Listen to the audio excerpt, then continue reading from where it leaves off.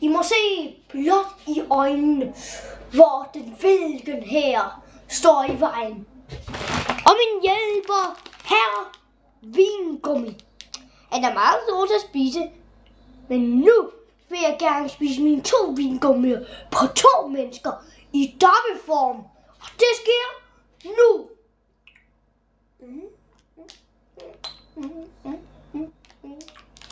Ja,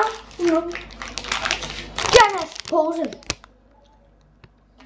giver kraft og mod til at blive stærk og god. Men det er faktisk usundt.